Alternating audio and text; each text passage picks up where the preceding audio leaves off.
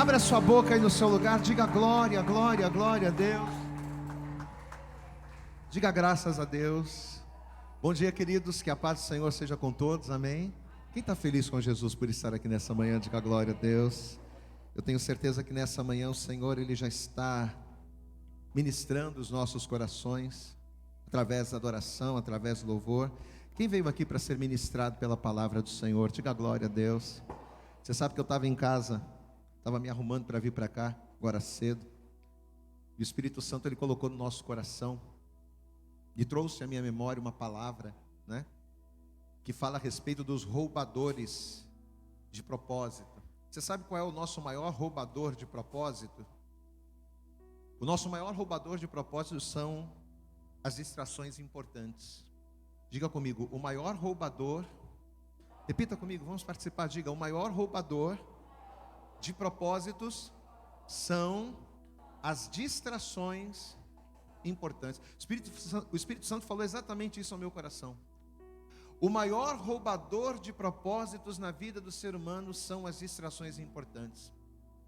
A Bíblia diz que quando Deus chamou Moisés, ele não estava desocupado, não. Ele estava trabalhando, Moisés estava produzindo, Moisés ele estava cuidando do rebanho do seu sogro.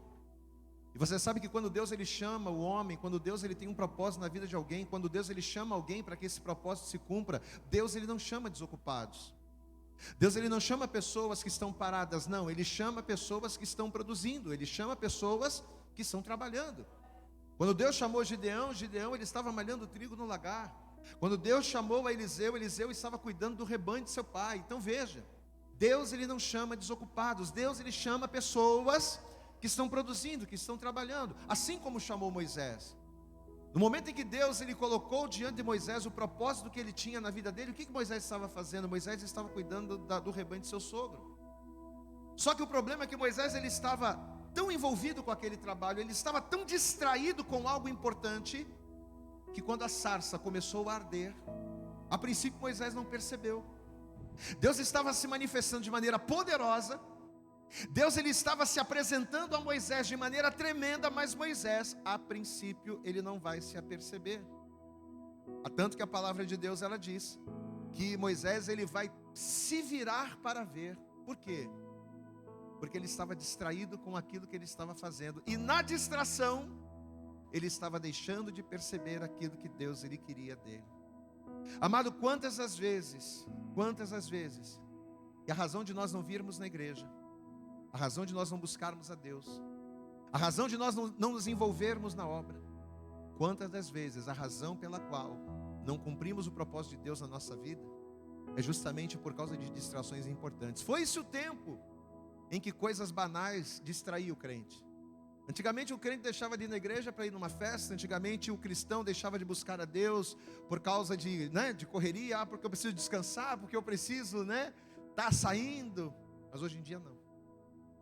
O que rouba os nossos propósitos são distrações importantes.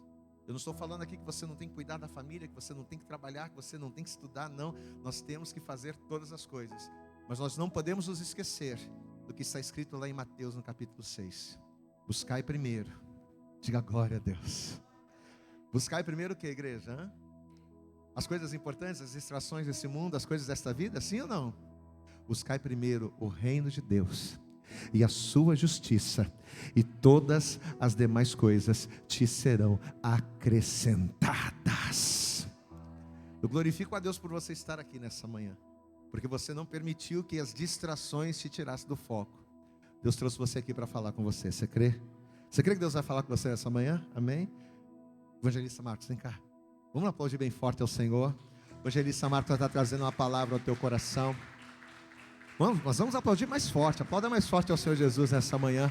Não se distraia, receba aquilo que Deus tem preparado para você. Graça e paz, queridos, amém? Pode se assentar e abra a sua Bíblia no Evangelho de Mateus,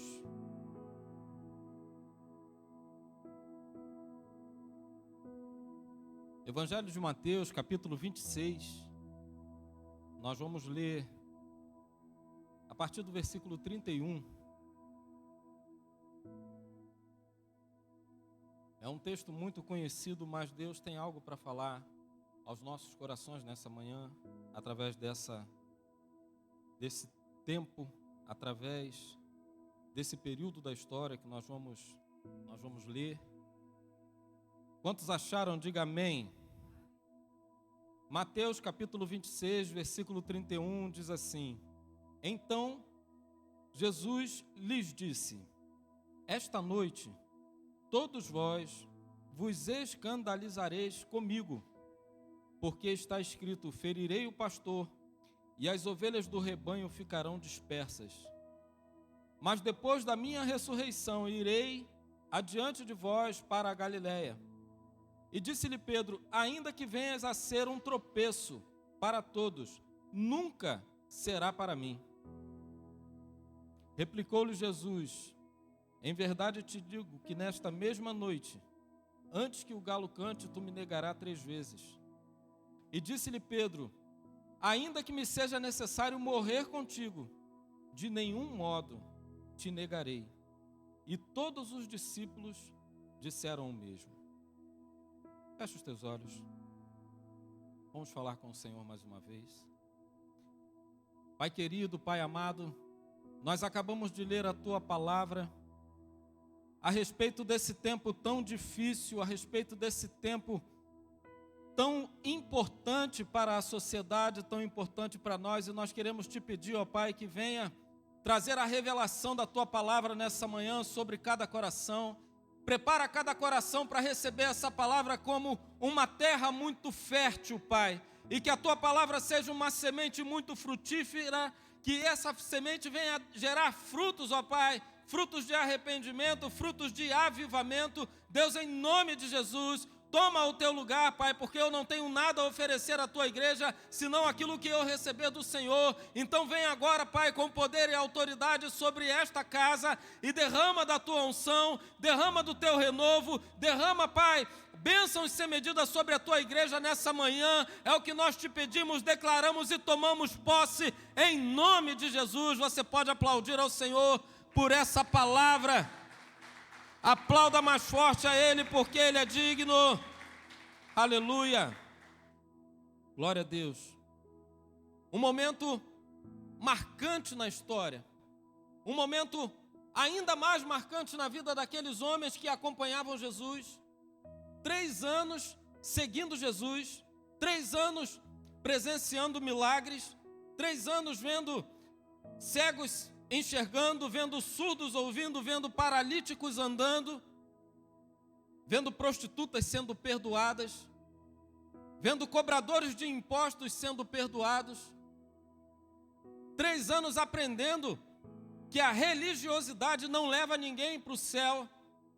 3 anos aprendendo como pregar o Evangelho, porque Jesus veio quebrando tabus. Quando Jesus veio e convocou aqueles homens para andarem com Ele, aqueles 12, Jesus começou a mostrar para eles o que é o relacionamento. Jesus começou a mostrar para eles como é o amor, porque eles só conheciam a lei, eles só conheciam os estatutos, e conheciam muito bem, porque eram educados na palavra, mas eles não sabiam o que era o verdadeiro Evangelho, eles não sabiam o que era o amor do Evangelho, e Jesus veio para mostrar isso. Jesus veio para ensinar aqueles homens que um novo tempo estava se estabelecendo para a humanidade, o tempo da graça de Deus. E a graça de Deus, nós não podemos esquecer da lei, nós não podemos esquecer dos mandamentos de jeito nenhum, mas nós precisamos fazer tudo em amor. E Jesus veio mostrando isso. E por isso Jesus foi acusado de glutão, ele foi acusado de beberrão, porque ele se assentava na mesa dos pecadores e comia e bebia com eles. Jesus tinha amizade, Jesus mostrou que Evangelho não é cajado somente, Evangelho não é somente os estatutos e aquilo seguido à risca. Não, Jesus mostrou o que é o amor e como é anunciar o Evangelho com amor. E eles viram grandes exemplos, eles viram grandes coisas, eles viram uma mulher sendo pega no ato de adultério, em flagrante. A lei dizia que ela deveria ser apedrejada em público até a morte. Era o que a lei dizia. E Jesus chega, apresentam ela para Jesus. Jesus olha aquela situação e ele começa a escrever no chão e ele simplesmente fala: aquele que não tem pecado que atire a primeira pedra. E aqueles homens foram se dispersando. Jesus olha para aquela mulher e fala: onde estão os teus acusadores? Eu também não te condeno, vai, não peques mais.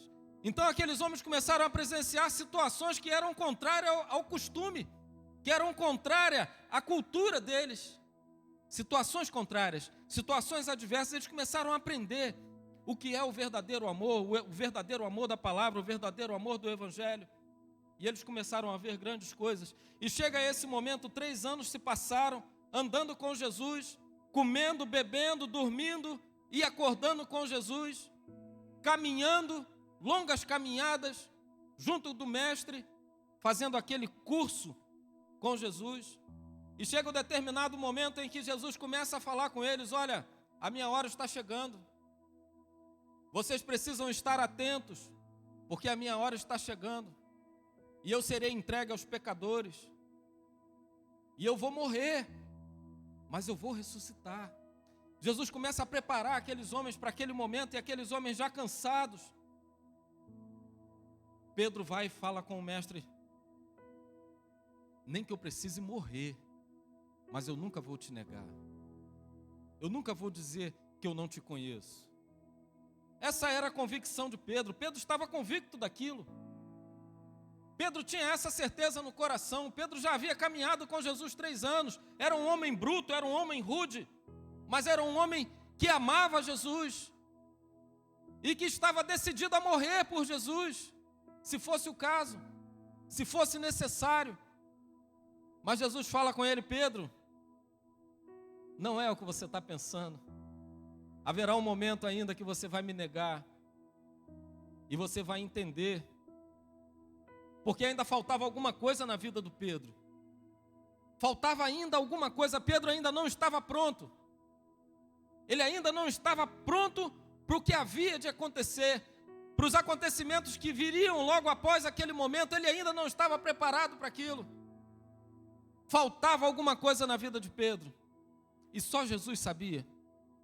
E chega um momento em que o Senhor Jesus é capturado, traído, capturado, e Pedro, ainda convicto, ainda disposto a lutar por Jesus, ainda disposto a morrer por Jesus, ele pega a espada e agride um soldado e corta a orelha do soldado.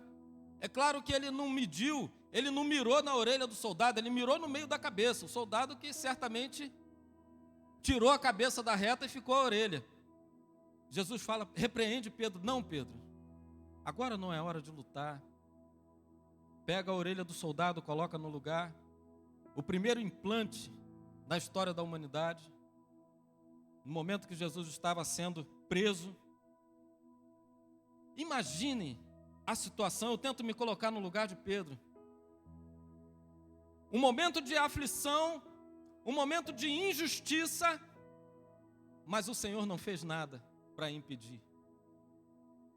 Isso não acontece na nossa vida também? Momentos que às vezes nós, no nosso pensamento, no nosso julgamento, na nossa forma humana de enxergar as coisas, nós olhamos e falamos: mas que injustiça! Por que o Senhor não está fazendo nada para impedir isso? Por que o Senhor não está fazendo nada para impedir que isso aconteça?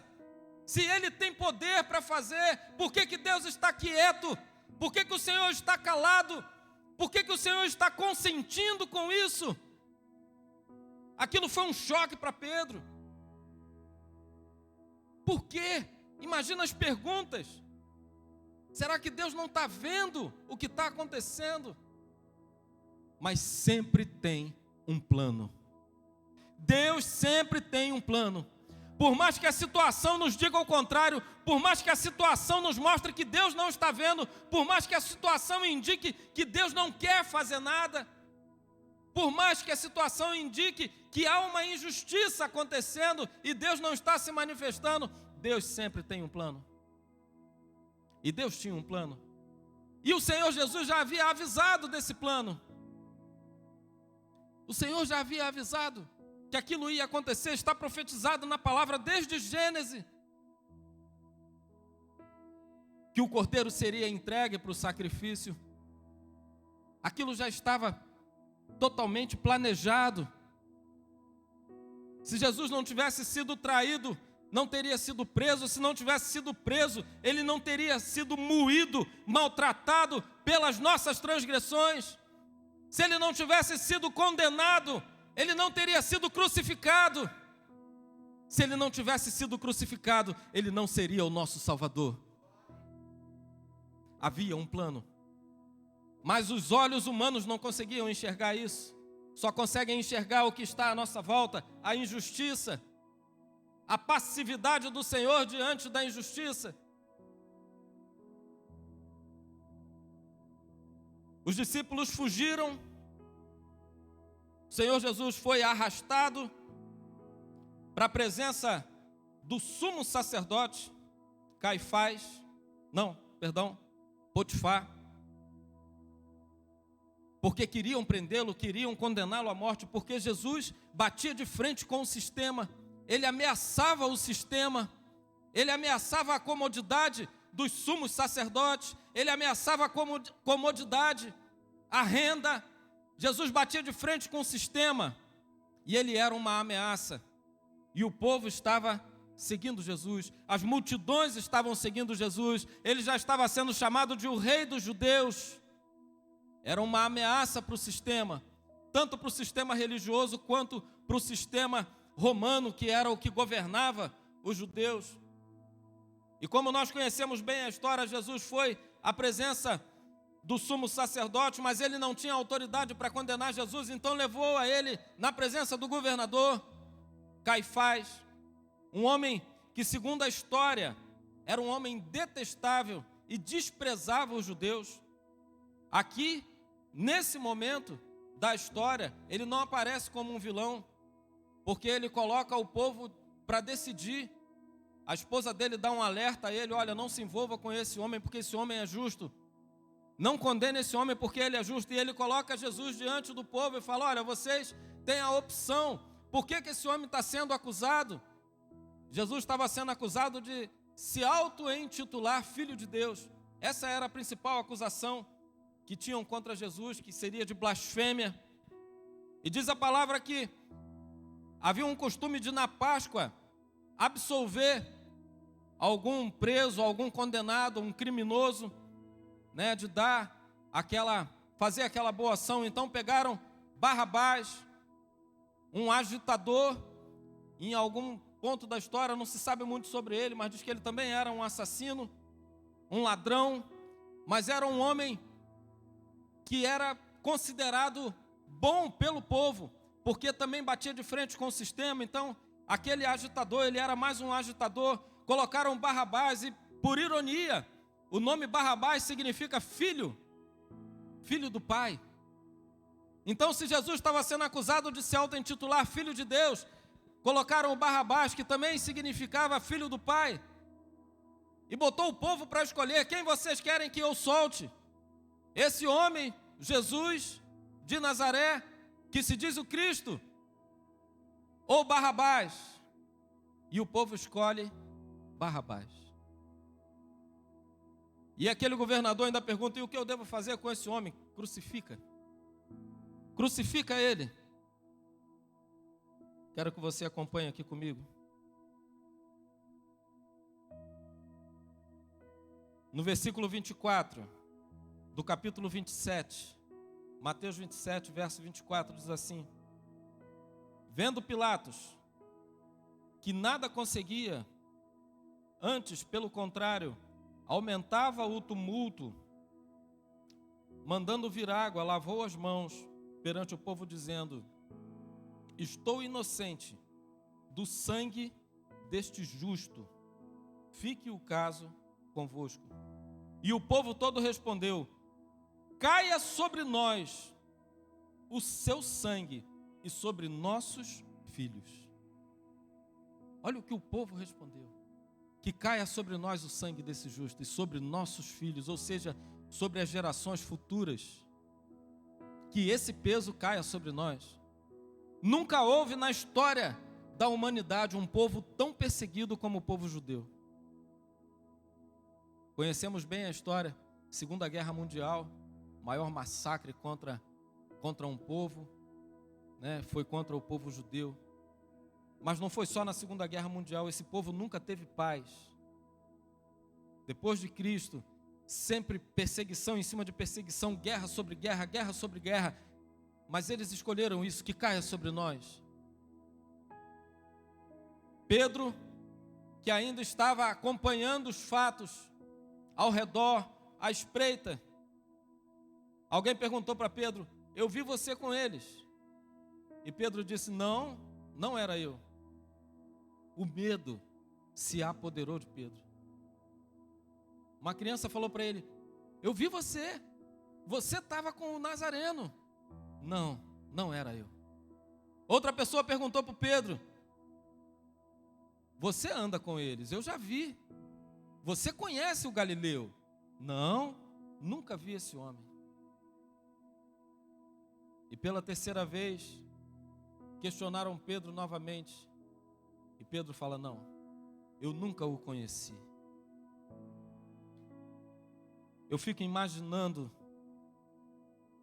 como é que estava o coração de Pedro. O amigo, o melhor amigo, preso, já sendo maltratado, já sendo espancado, injustamente, e ele simplesmente dizer: eu nunca vi esse homem. Cadê aquela força que Pedro estava mostrando? Cadê aquela coragem que Pedro estava mostrando até o momento em que Jesus foi preso, que pegou uma espada e agrediu um soldado, colocando a sua própria vida em risco? Cadê aquela coragem? Cadê aquela força? O medo tomou conta de Pedro, porque há momentos na nossa vida que nós não temos força suficiente para vencer, que nós achamos que a melhor saída é fugir. Há momentos na nossa vida em que nós não enxergamos saída, a não ser fugir, a não ser um suicídio ou qualquer outra coisa parecida. Quantas pessoas chegam a esse extremo porque não vê saída, porque o medo toma conta? Sabe, queridos, Deus sempre tem um plano. Por mais difícil que seja a situação e por mais que pareça que Deus não está vendo, ou não está se manifestando, ou não quer enxergar, Deus não quer mais me ouvir, Deus sempre tem um plano. E diz a palavra que o Senhor Jesus foi condenado à morte naquele momento ali, e a partir dali já seguiu a tortura e os procedimentos para a crucificação. Jesus foi crucificado no lugar de Barrabás, junto com aqueles dois homens que há indícios na história que eram companheiros do próprio Barrabás. E Jesus foi crucificado naquele momento, cumprindo o que a palavra do Senhor diz em Isaías capítulo 53. Isaías, no capítulo 53, ele faz um resumo da vida e da história de Jesus, de toda a trajetória de Jesus. A partir do versículo 2, que diz assim: porque foi subindo como renovo perante ele e como raiz de uma terra seca, não tinha aparência nem formosura, olhámo-lo, mas nenhuma beleza havia que nos agradasse. Era desprezado e o mais rejeitado entre os homens, homem de dores, que sabe o que é padecer, e como um de quem os homens escondem o rosto, era desprezado, e dele não fizemos caso algum. A palavra não está dizendo que Jesus era feio. A palavra estava dizendo que naquele momento era uma cena que ninguém suportava ver. Eu costumo dizer, quando eu falo sobre isso aqui, é como um acidente de carro, né? Pessoas destroçadas, pessoas destruídas. Quando você olha, você vira o rosto, porque é insuportável. Principalmente as pessoas mais sensíveis não têm condições de olhar para aquilo ali. Jesus estava nessa condição, depois de ter sido torturado, espancado e maltratado a noite inteira.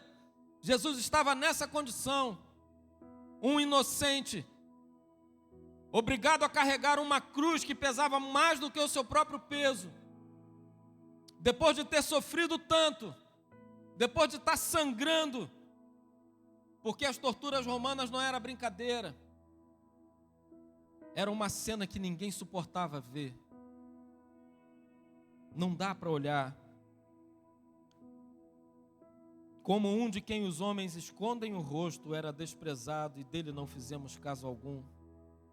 Certamente, Ele tomou sobre si as nossas enfermidades e as nossas dores levou sobre si, e nós o reputamos por aflito de Deus, ferido e oprimido, mas Ele foi transpassado pelas nossas transgressões e moído pelas nossas iniquidades, e o castigo que nos traz a paz estava sobre Ele, e por suas pisaduras fomos sarados.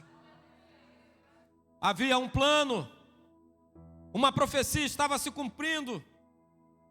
Muitas profecias estavam se cumprindo naquele momento. Como quando Noé estava no alto do monte para sacrificar o Isaque, cumprindo uma ordem de Deus. E a voz brada do céu e fala: não faça mal ao teu filho. Eis aí o cordeiro para o sacrifício. O meu filho vai morrer no lugar do teu filho. Tua descendência, a tua geração não precisa morrer, porque o meu filho vai fazer esse sacrifício. Estava se cumprindo naquele momento. Jesus é crucificado. Jesus morre. No terceiro dia, Jesus ressuscita. E os discípulos onde estavam? Estavam por aí. Imagina a mente de Pedro, que situação estava. Imagina em que condições estava o coração de Pedro. Porque o amigo morreu. Nós não podemos deixar dívida com ninguém, nós não podemos guardar rancor das pessoas, porque quando a pessoa morre, nós não podemos estar em dívida.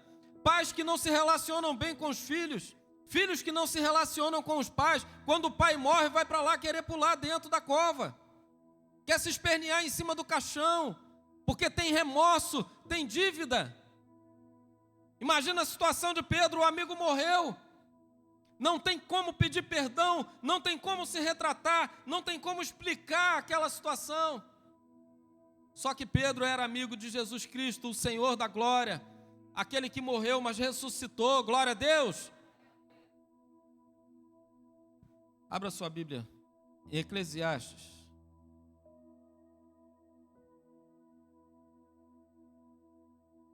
Logo depois de Provérbios, capítulo 3.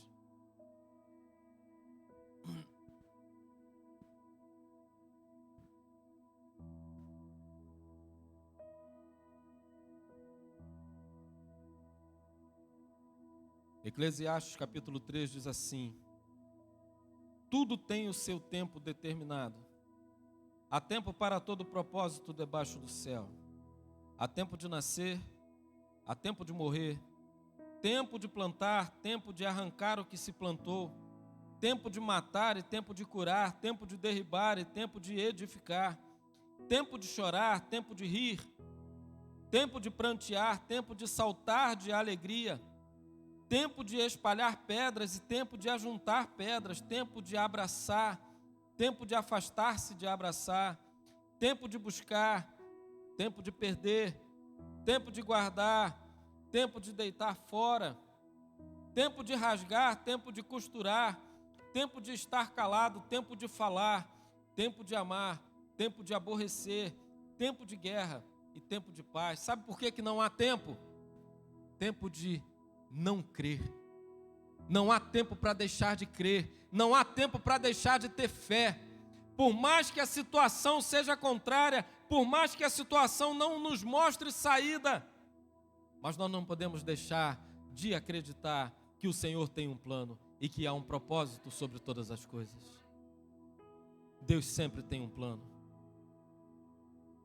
Nós não podemos nunca nos esquecer disso. E Pedro, após a ressurreição do Senhor, o Senhor apareceu, não para Pedro, mas apareceu para Maria, apareceu para algumas pessoas, e chega um momento em que os discípulos começam a voltar à sua prática, eles ficaram sem saber o que fazer.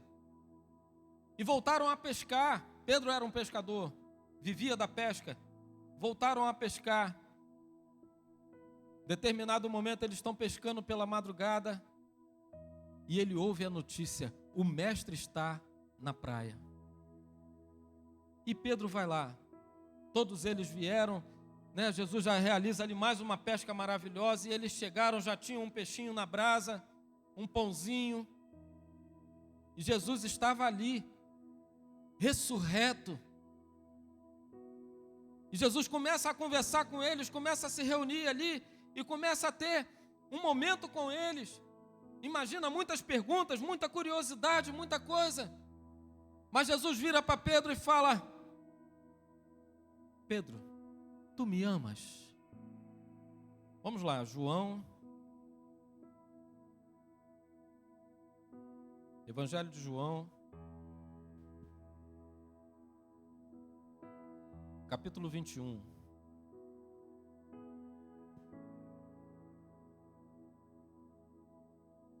No versículo 15 diz assim: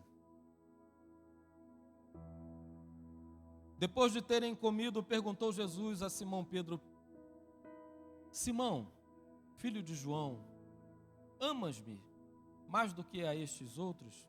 E ele respondeu: sim, Senhor, tu sabes que te amo. E o Senhor disse: então, apacenta os meus cordeirinhos. Essa conversa, ela pode parecer, porque Jesus faz a mesma pergunta 3 vezes, ela pode parecer um pouco estranha, mas porque nós temos que considerar uma questão aqui de tradução da Bíblia. No idioma grego, que era um idioma popular naquela época, era o mundo inteiro, havia sido conquistado por Alexandre o Grande, então o mundo todo falava o grego. E também no hebraico, a palavra amor não é como no português. Nós falamos amor, eu amo a minha mãe, eu amo o meu amigo, eu amo a minha esposa, eu amo a minha filha, mas são amores diferentes, concorda comigo? O amor que você tem pela sua esposa ou pelo seu marido não é o mesmo amor que você tem pelo seu filho. Porque para nós tudo é amor, apesar da gente saber bem a diferença e o contexto nos indica, né, qual é a relevância do amor. Mas no idioma grego e no hebraico existe uma palavra para cada tipo de amor. Por exemplo, ágape é o amor incondicional, é o amor de Deus para conosco, é o amor que nós temos pelo filho, né? O filho pode fazer o que for, nós nunca deixamos de amar, né? O filho faz besteira, vira bandido, vai para as drogas, a gente está sempre amando e quer trazer de volta e quer sempre o bem. Por mais que nos desonre, por mais que nos desobedeça, nós não deixamos de amar um filho. E esse é o amor de Deus para conosco, é o amor ágape. Mas quando nós amamos o nosso cônjuge, a nossa namorada, a nossa esposa, o marido, quando nós amamos é um amor diferente, é o amor eros, porque envolve o erotismo, envolve a atração física e sexual, então é o amor eros. E o amor, essa é a palavra para o amor, né, entre pessoas de sexo oposto. E o amor do irmão, do amigo, é o amor filial, né, porque é esse amor que ele não é incondicional, mas é um amor verdadeiro, não deixa de ser verdadeiro. E Jesus, quando pergunta para Pedro, em outras palavras: Pedro, você me ama com um amor ágape, com um amor incondicional, acima de qualquer coisa? E Pedro responde: Senhor, eu te amo com um amor filial, o amor que eu tenho pelo meu amigo, o amor que eu tenho pelo irmão. Essa é a resposta de Pedro. Os textos originais mostram essa diferença. Então Jesus vai e pergunta para ele novamente: Pedro, você não me ama com o amor ágape? Pedro responde: Senhor, eu te amo, mas o amor é o amor filial. E pela terceira vez o Senhor Jesus pergunta a Pedro: tu me amas? Pedro se entristece e fala: Senhor, tu sabes de todas as coisas e sabe que eu te amo. E o Senhor Jesus fala para ele: Pedro, apacenta as minhas ovelhas. Em outras palavras, Jesus estava dizendo para ele: Pedro, apesar de tudo, apesar de você ter me negado, apesar de você não me amar como eu gostaria que você me amasse, Tudo que você viveu comigo durante esses 3 anos não será perdido. Tudo que nós passamos juntos, as caminhadas, os milagres que você presenciou, as noites que nós passamos juntos, as refeições que nós tivemos, tudo que você aprendeu não será perdido. Apacenta as minhas ovelhas. Chegou a hora de você assumir o seu ministério. Eu não abro mão de você, Pedro. Eu não abro mão de você. Chegou a hora que Jesus estava virando uma chave na vida de Pedro. Jesus estava ativando Pedro, ativando o ministério de Pedro. Não importa o que passou, eu não abro mão de você, Pedro. Quantas vezes nós erramos na nossa vida? Quantas vezes nós pecamos e nós achamos que somos indignos de sermos chamados filhos de Deus? Quantas vezes nós cometemos erros terríveis ao longo da nossa caminhada e achamos que o Senhor não quer mais saber de nós. Não, eu nunca mais posso fazer nada, eu vou na igreja, mas eu só posso ficar no banco porque eu não sou digno de ter um ministério, eu não sou digno de fazer nada na obra porque eu pequei. O Senhor fala para você nessa noite: eu não abro mão de você. Eu não abro mão da sua vida. O pecado não vai te afastar de mim. O pecado não vai fazer eu me afastar de você. O pecado é que tem que sair. Como o pastor Vitor costuma falar, é o pecado que tem que sair para que você possa ter intimidade com Deus. Para que você possa estar na presença do Senhor, é o pecado que tem que sair. Não é você que tem que sair da presença de Deus, é o pecado que tem que sair da presença de Deus, da sua frente. O pecado é que tem que sair da sua vida. Deus não abre mão de você. Apesar dos pesares, Deus não abre mão de você. Abra sua Bíblia ainda em Romanos.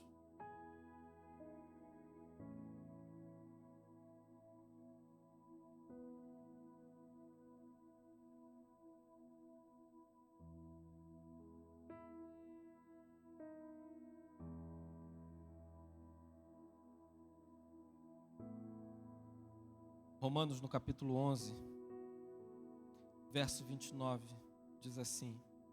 Romanos 11, 29.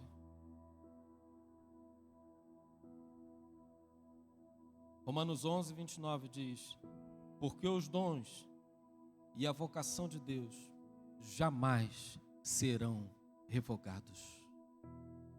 Jamais.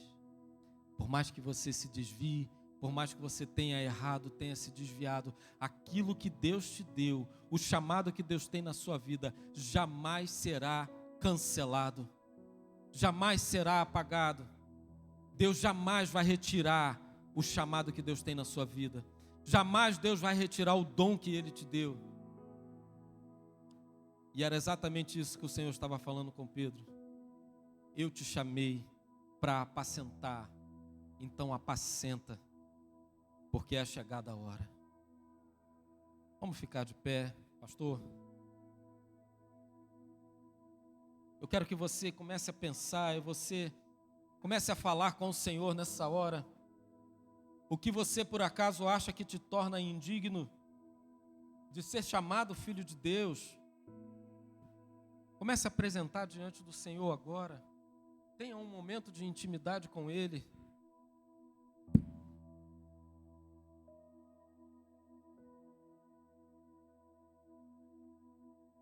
Fale com Deus nesse momento. Aquilo que você sabe que Deus tem um chamado na sua vida, Deus te deu um dom. Deus te deu, talvez tenha te dado um dom de evangelizar, talvez tenha te dado um dom de se relacionar com as pessoas.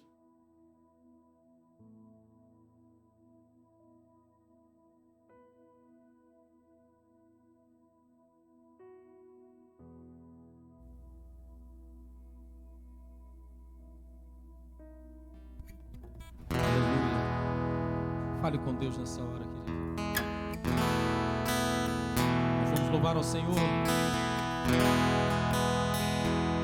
aquele que morreu e que ressuscitou, e que é digno de abrir o livro Aleluia.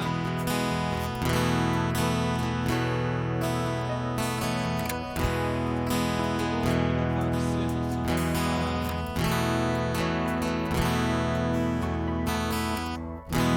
É o Cordeiro de receber a glória, força, honra, todo poder.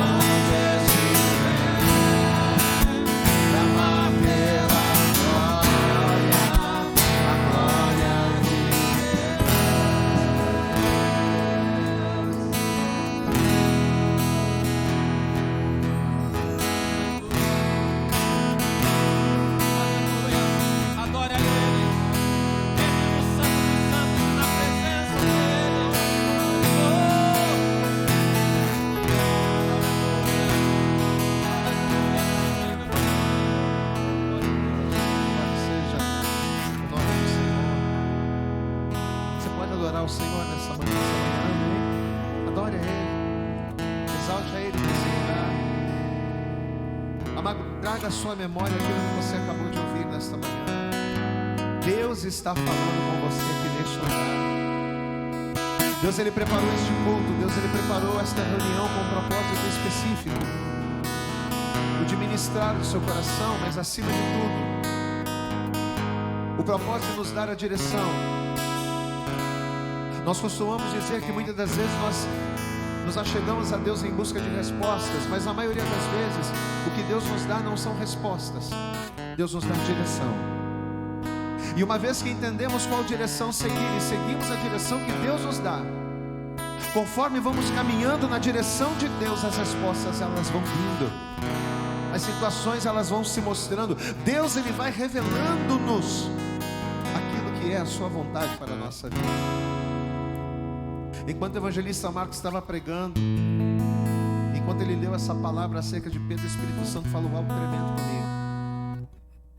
Diz a palavra que quando Jesus ele se volta para Pedro e ele diz: Pedro, tu me amas? Então apacenta as minhas ovelhas. Ele falou a primeira vez.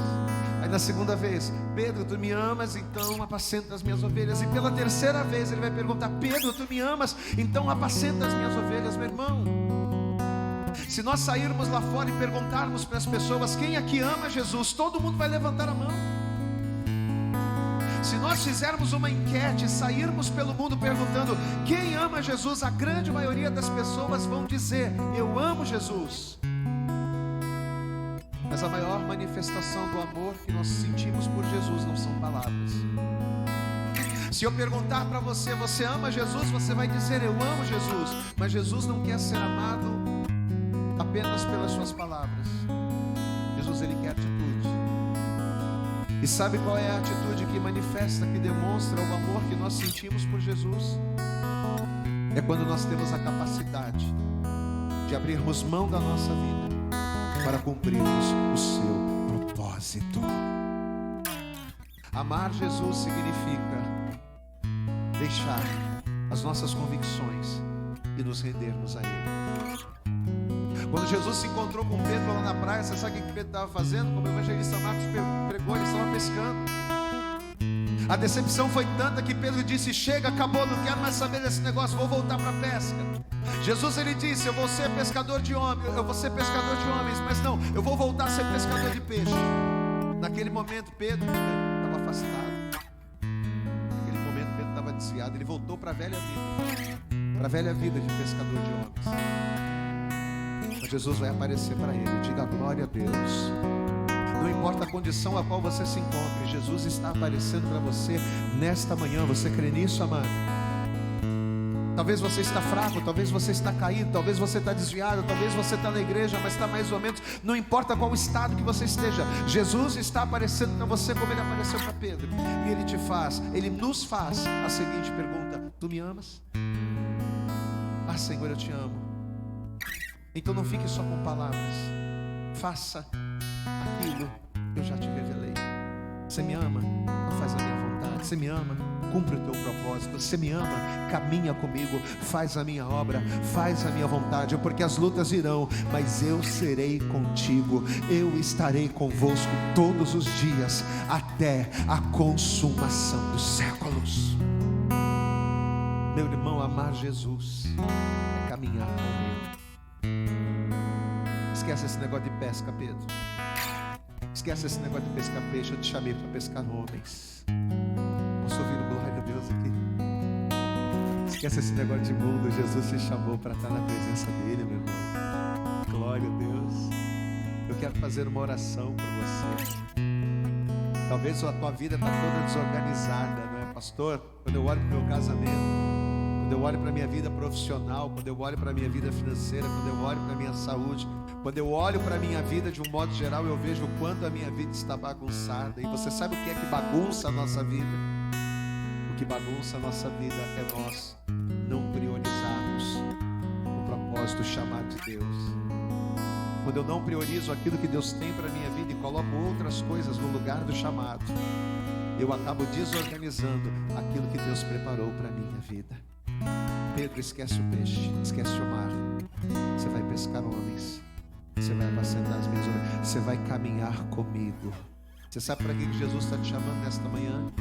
Para caminhar com Ele. Amém? Curva a sua cabeça aí no seu lugar. Fecha os teus olhos. Eu quero orar por você, mas deixa eu perguntar uma coisa antes da gente orar. Eu posso orar pela sua vida e pedir: Senhor, abençoa, Senhor, faz a obra, Senhor, cura. Talvez você está aqui com um problema na família. Eu posso orar a Deus e dizer: Senhor, abençoa a família, abençoa o casamento, abençoa, Senhor, essa pessoa. Eu posso clamar a Deus, eu posso orar aqui. Mas a minha oração, ou as nossas orações, elas de nada vão adiantar se elas não forem baseadas em um posicionamento. Diga comigo: orações, diga bem alto, diga: orações sem posicionamentos não produzem resultados. Não adianta eu orar por você, eu orar pelo seu problema, eu orar pela sua vida e você não se posicionar no propósito dele. Não adianta eu orar para que Deus ele venha transformar a sua vida se você não entender o chamado e não se colocar na posição. Orações só produzem resultados quando nos posicionamos.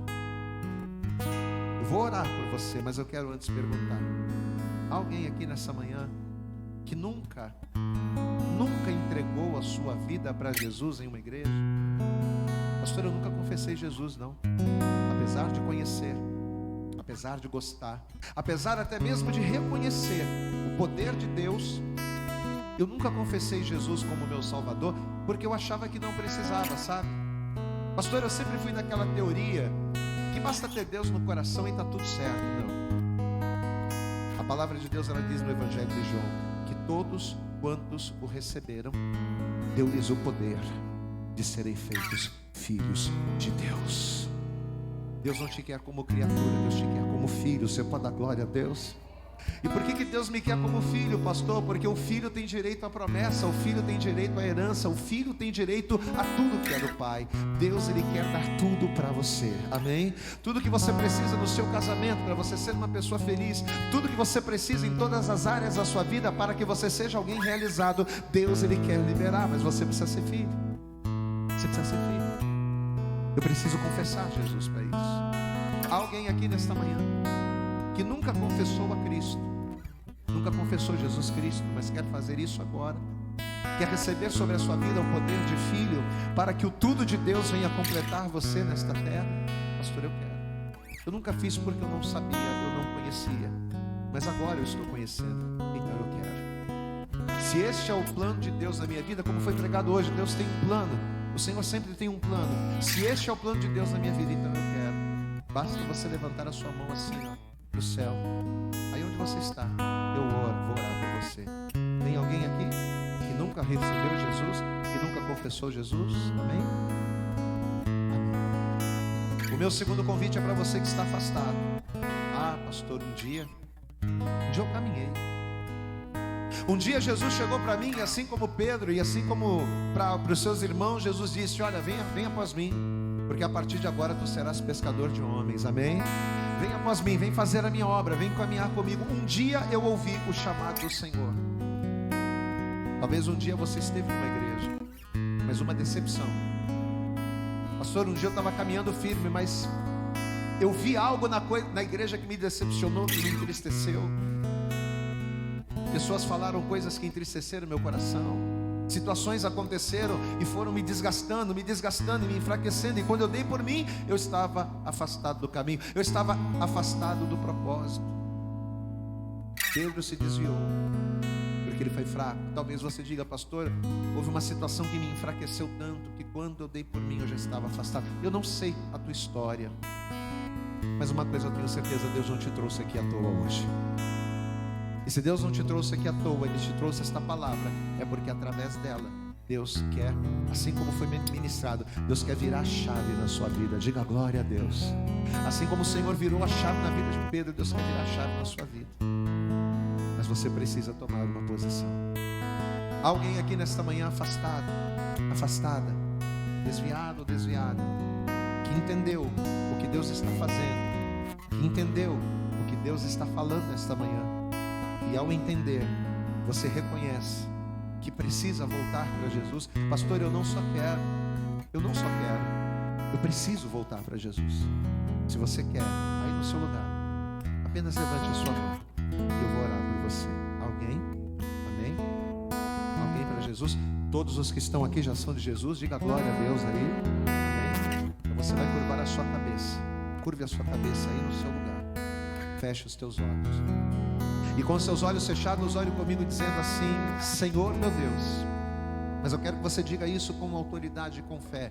Diga: Senhor meu Deus, Senhor meu Pai, nesta manhã eu ouvi a Tua voz, a Tua palavra, e eu entendi, Senhor. Diga bem alto: eu entendi, Senhor, que não basta apenas eu Te amar com palavras, não basta apenas eu reconhecer a Tua soberania e o Teu poder, mas além de reconhecer, eu preciso me colocar debaixo deste poder, debaixo desta soberania. Por esta razão é que eu oro a Ti e eu abro agora o meu coração, dando ao Senhor e ao Teu Santo Espírito liberdade total para que o Senhor haja, para que o Senhor trabalhe, para que o Senhor cumpra os Teus propósitos na minha vida.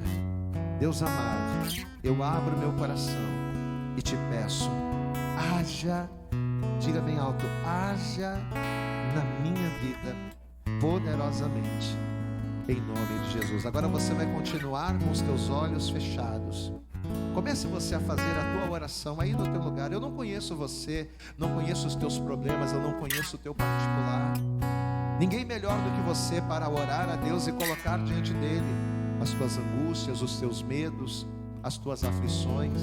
Vai falando com ele aí no seu lugar, vai orando, vai falando com ele, assim como Pedro, amado. Você imagina a angústia que Pedro sentiu, como foi pregado aqui, amados, deve ter sido horrível, ou melhor, foi horrível, porque a Bíblia diz que depois que Pedro negou Jesus e o galo cantou, a Bíblia diz que Pedro chorou amargamente. E ele chorou amargamente porque ele tinha convicção de que quando o momento da aflição viesse, ele estaria pronto, e ele viu que não estava.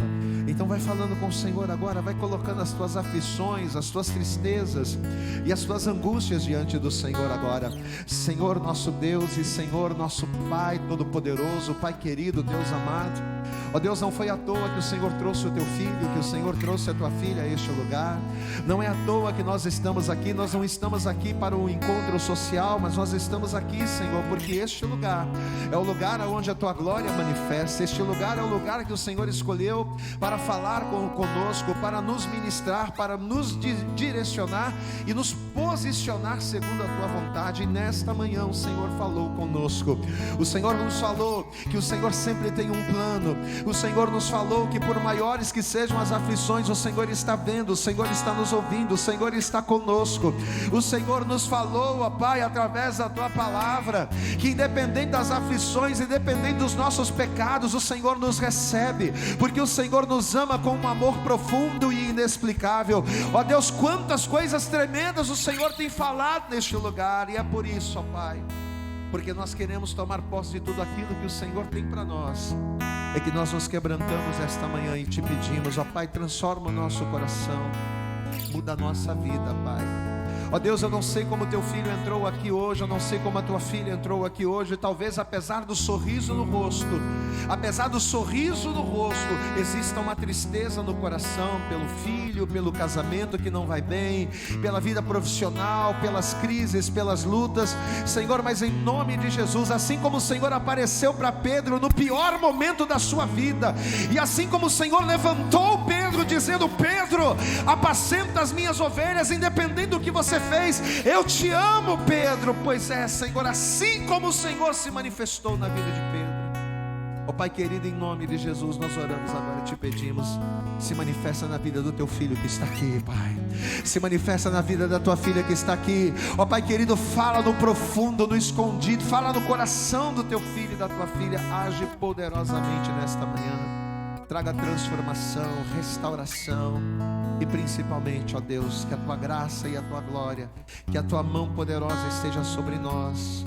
todos os dias da nossa vida. Você pode levantar a tua mão e adorar ao Senhor. Você pode levantar a tua mão e glorificar a Ele.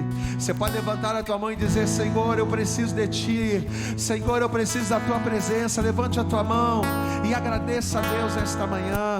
Agradeça ao Senhor, agradeça a Ele. Vamos louvar a Deus mais uma vez para terminar. Diga: quem já pisou no Santo dos Santos, em outro lugar, não sabe viver, não sabe viver, e onde estiver,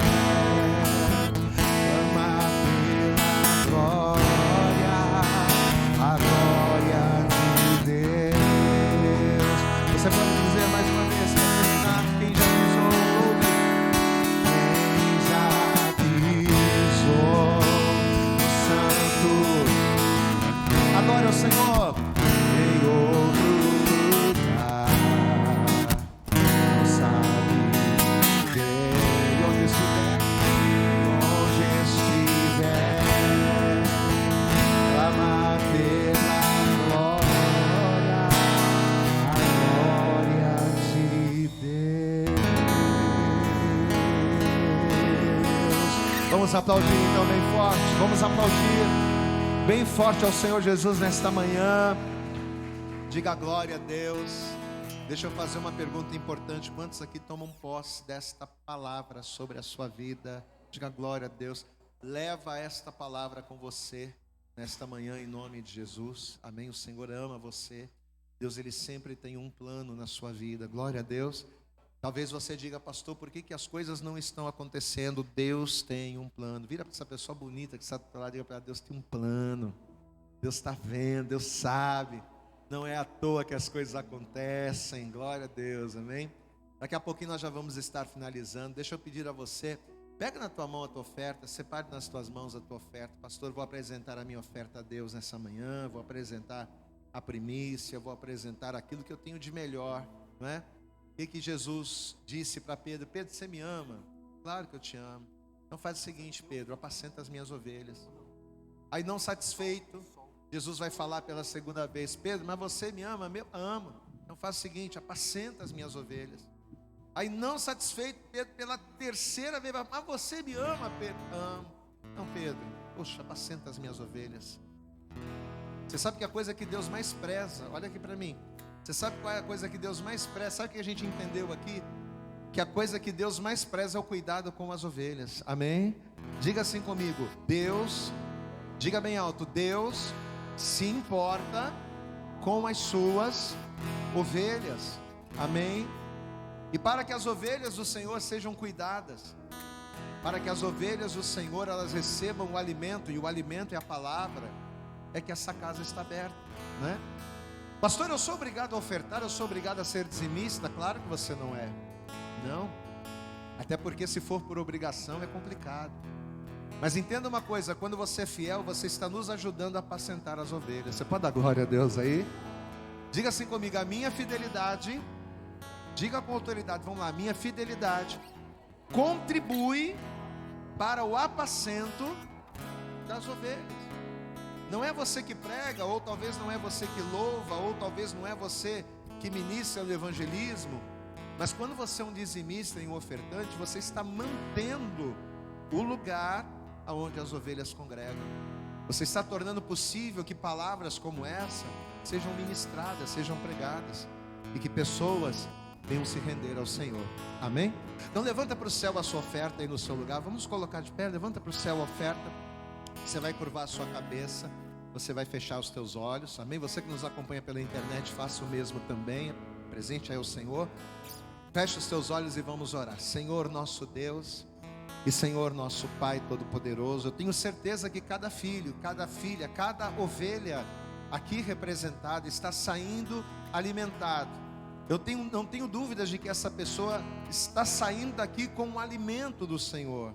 E isso foi possível não apenas porque estávamos aqui para louvar, para adorar, o evangelista Marcos estava aqui para pregar, não, mas isso foi possível porque pessoas contribuem, ofertam, dizimam, para que essas luzes estejam acesas, para que esse aluguel seja pago, para que aquelas portas estejam abertas, a fim de que o evangelho genuíno, verdadeiro seja ministrado.